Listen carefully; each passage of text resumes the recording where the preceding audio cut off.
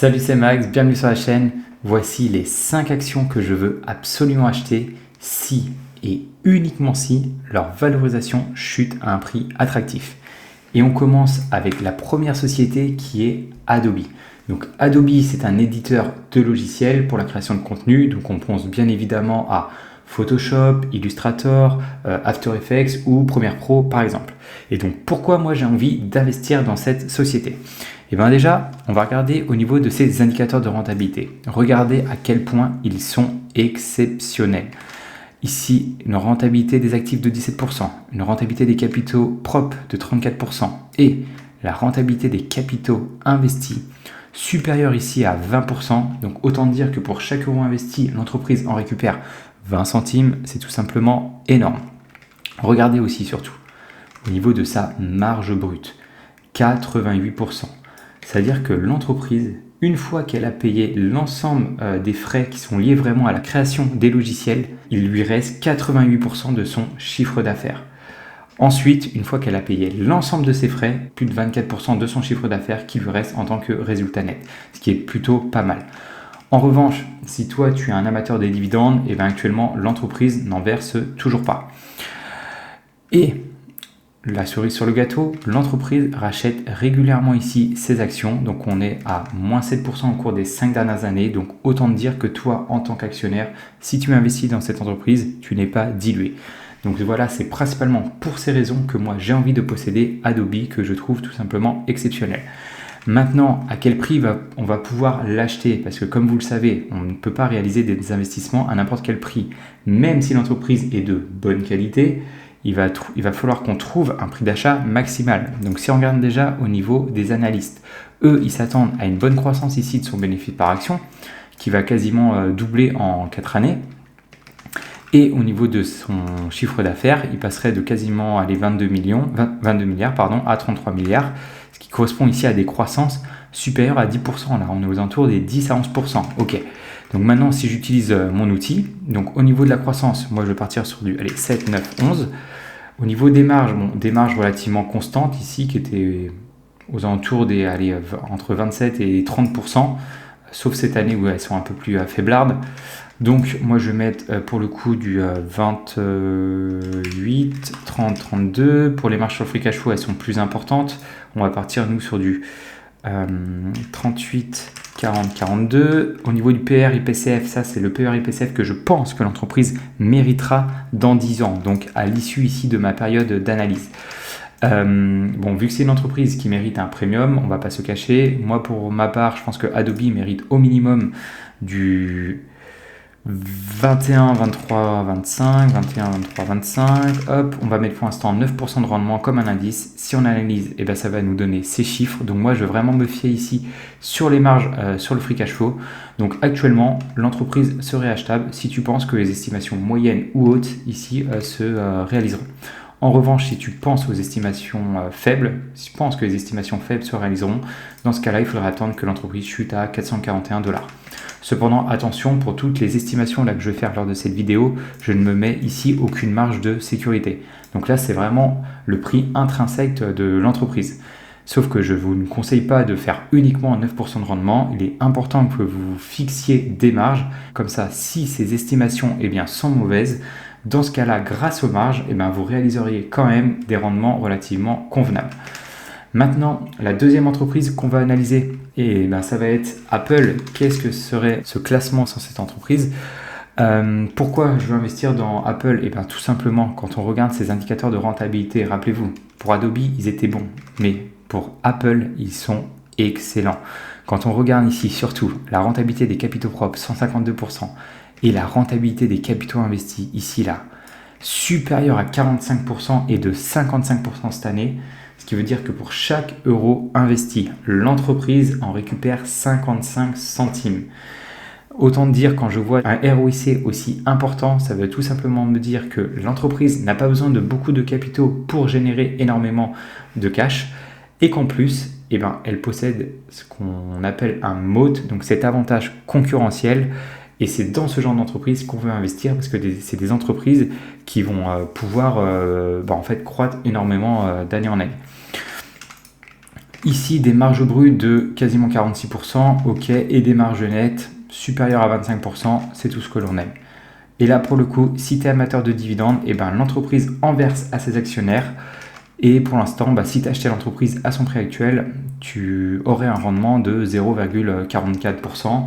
Maintenant, est-ce que ce dividende est pérenne ou non dans le temps? Ce qu'il faut faire, c'est toujours le comparer du moins le versement du dividende au free cash flow moyen. Donc si je compare ici les 15 milliards par rapport ici aux 95 milliards, hop, on va prendre vite fait la calculatrice. 15 divisé par 95 fois 100, ça me fait ici 15,7%. Donc ça correspond au payout ratio de l'entreprise. Autant dire que là, l'entreprise sera en mesure de conserver au minimum son dividende et même de l'augmenter d'année en année.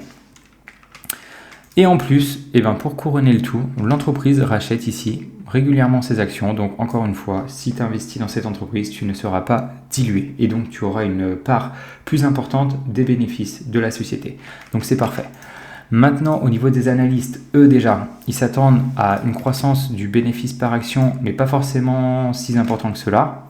Après, c'est normal, Apple, c'est une grande entreprise, donc ça va être de plus en plus compliqué pour elle de faire croître son chiffre d'affaires. Mais bon, on passerait quand même de 6,72$ à 9,64$, ok. Et au niveau de la croissance de son chiffre d'affaires, 394 milliards, 484 milliards.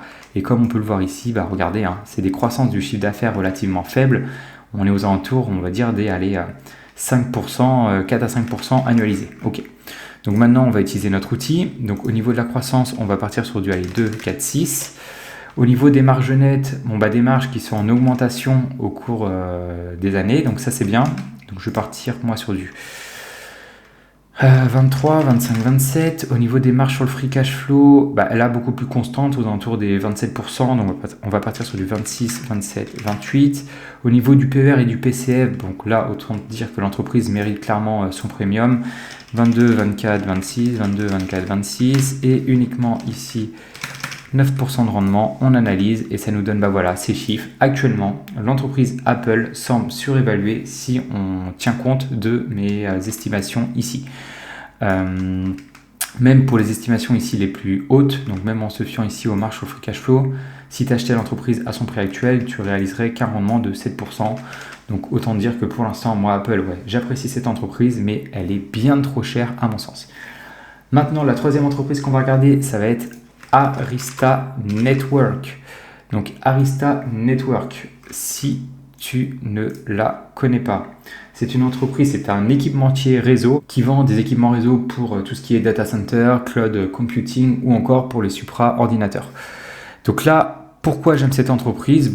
Encore une fois, ici des indicateurs de rentabilité relativement bons. Alors moins bons qu'un Adobe ou un Apple, mais qui restent relativement importants. Quand on regarde ici des marges brutes ici de 64%, c'est pas mal. Des marges nettes supérieures à 33%, c'est tout ce qu'on aime. Et surtout, regardez bien ici, une dette nette. Donc pour rappel, pour calculer la dette nette, il faut juste faire la différence entre la valeur d'entreprise et la capitalisation boursière. Et si cette valeur, elle est négative, donc là c'est bien le cas, dans ce cas-là, ça veut dire que l'entreprise possède plus de cash sur ses comptes en banque qu'elle ne possède de dette totale. Donc autant dire, quand une entreprise a plus de cash que de dette, c'est une entreprise qui ne peut tout simplement pas faire faillite. Donc c'est vraiment dans ce genre de société qu'on souhaite investir. Au niveau de la croissance, toujours une croissance ici de son chiffre d'affaires, ok, de son résultat net, c'est parfait, et de son free cash flow, voilà, c'est tout ce qu'on aime. Cependant ici, attention, légère petite dilution de ces actions en circulation. Cependant, on ne va pas se cacher, être dilué de 1% au cours des 5 dernières années, c'est que dalle. Maintenant, les analystes, eux déjà, ils s'attendent à une croissance de son bénéfice par action, ok, donc une croissance pas forcément exceptionnelle, mais passant de 8$ par action à 11,52$, ok, et une croissance ici de son chiffre d'affaires relativement importante, puisqu'on est supérieur à 14, on va tabler sur des 14% environ, donc c'est plutôt pas mal. Maintenant, on va utiliser notre outil. Donc moi, je vais être un peu plus conservateur sur la croissance du chiffre d'affaires. Je vais partir sur du 10, 12, 14. Au niveau des marges nettes, c'est des marges, regardez, ça c'est bien, en augmentation d'année en année. Donc je vais partir sur du 30, 35, 40. Au niveau des marges sur le free cash flow, elle tournait plus autour des 30. Je vais même faire quand même, attendez, je vais quand même faire attention au niveau des marges nettes, parce que les marges nettes, on voit qu'elles étaient relativement stables au cours des 10 et 5 dernières années. C'est juste cette année qu'elles sont passées à 39%. Et je me dis, est-ce que c'est une situation qui va être soutenable ou non dans le temps? Et bien peut-être pas. Donc je vais plus partir moi ici sur du 28, 31, 34. Ouais, ça me paraît bien. Au niveau des marges sur le free cash flow, là on est plus aux alentours des 31%. Hein. Donc pour ma part, je vais partir sur du 27, 29, 31. Au niveau de PER, PCF, là je vais partir sur du 19, 21, 23, 19, 21, 23. Et au niveau du rendement, toujours le 9%, on analyse et ça nous donne, voilà, ces chiffres. Donc encore une fois, l'entreprise, c'est une entreprise que j'apprécie, mais qui est actuellement surévaluée. Maintenant, on va passer du coup à la 4e entreprise. Mais juste avant, si tu n'es pas abonné à notre chaîne, je t'invite à le faire. Tu seras notifié des prochaines vidéos que nous sortirons. Et en plus, ça permet de nous soutenir. Et donc, en gros, là, dans cette vidéo, je vais te présenter 5 entreprises que je souhaite acheter. Mais au final, je vais la découper en 3 autres vidéos pour avoir vraiment les 20 entreprises que moi, je souhaite posséder en portefeuille. Donc, si tu veux vraiment suivre, si tu veux vraiment connaître du moins ces 4 entreprises que je souhaite avoir en portefeuille à tout prix, abonne-toi à la chaîne, comme ça tu pourras être notifié dès qu'on sortira les 3 prochaines vidéos. On continue du coup avec une entreprise qu'on ne présente plus, qui est tout simplement Google. Donc Google, c'est le propriétaire des 2 moteurs de recherche les plus utilisés au monde, qui sont Google et bien entendu YouTube. Donc pourquoi c'est une entreprise dans laquelle je veux investir? Encore une fois, regardez ces indicateurs de rentabilité relativement bons. Alors, moins exceptionnels qu'un Apple, oui, c'est vrai, mais relativement important avec un ROIC supérieur à 15%, c'est parfait. Une dette long terme ici quasiment inexistante. Il faut un peu plus de 6 mois pour rembourser sa dette long terme, c'est peanuts. Des marges brutes de 57%, des marges nettes aux alentours des 25%, c'est parfait. L'entreprise en plus qui a décidé de verser un dividende à ses actionnaires, donc c'est tout récent, ce qui correspond ici à un rendement de 0,12%, ok, donc pas exceptionnel, mais bon, c'est une entreprise qui va pouvoir l'augmenter très régulièrement au cours des prochaines années. Et regardez surtout à quel point c'est une entreprise qu'on peut considérer de vache à lait. Regardez bien au niveau de la croissance de son chiffre d'affaires.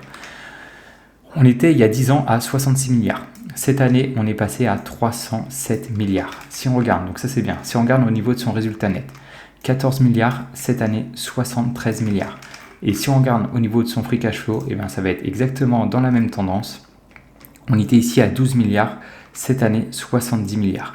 Donc c'est une entreprise qui génère énormément de cash. Donc c'est vraiment dans ce genre d'entreprise que vous souhaitez investir.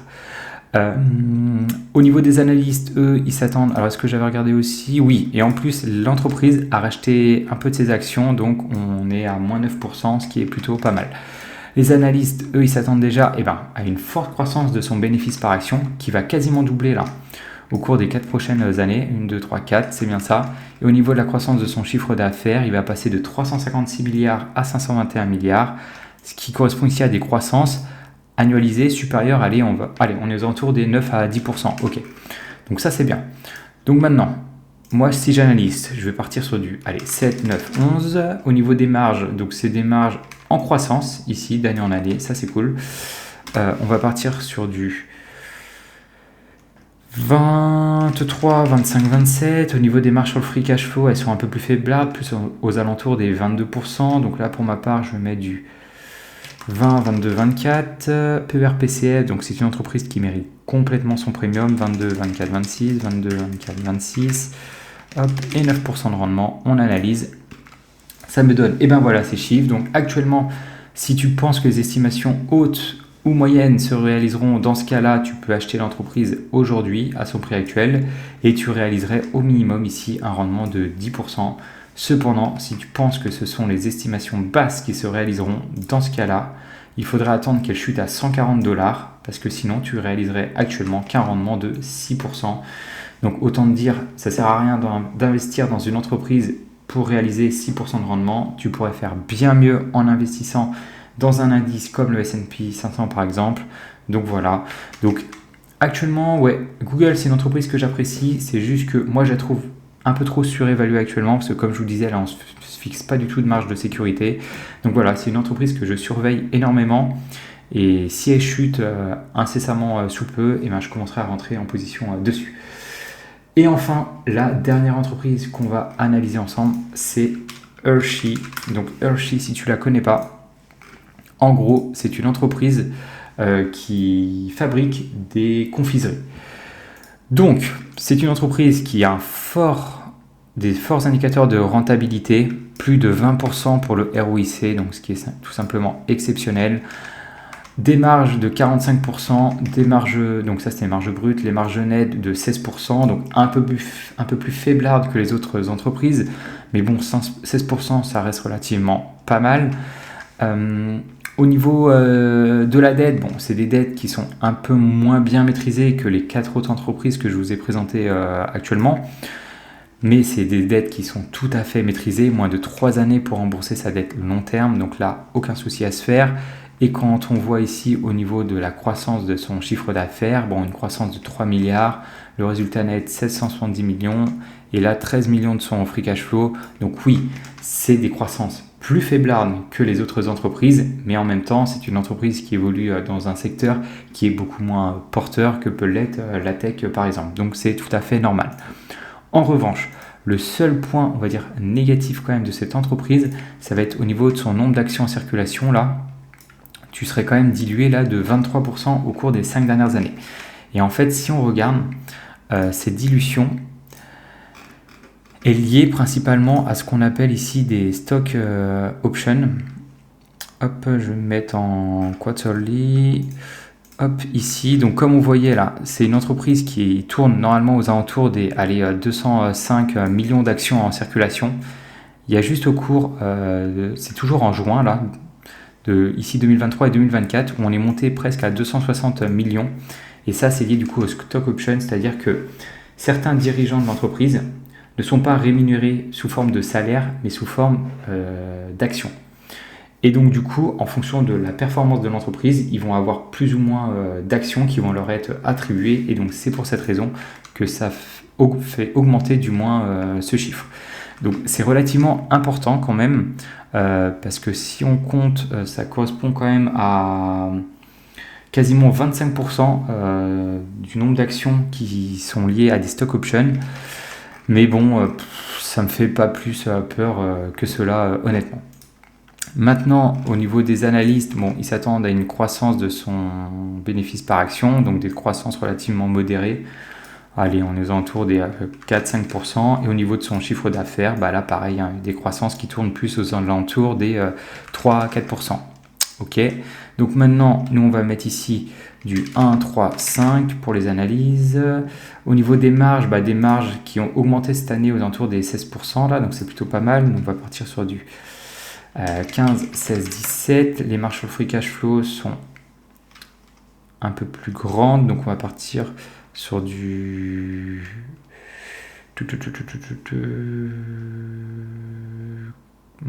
combien je vais mettre les marges là? Je pense que je vais mettre exactement pareil. Ouais, exactement pareil. Au niveau du PER et du PCF, donc c'est une entreprise qui mérite un petit premium mais moins important que les autres entreprises. Donc je mets du 18, 20, 22, 18, 20, 22 et mes 9% de rendement. Si on analyse, ça nous donne quoi? Ça nous donne ces chiffres. Donc encore une fois, c'est une entreprise qui est actuellement surévaluée.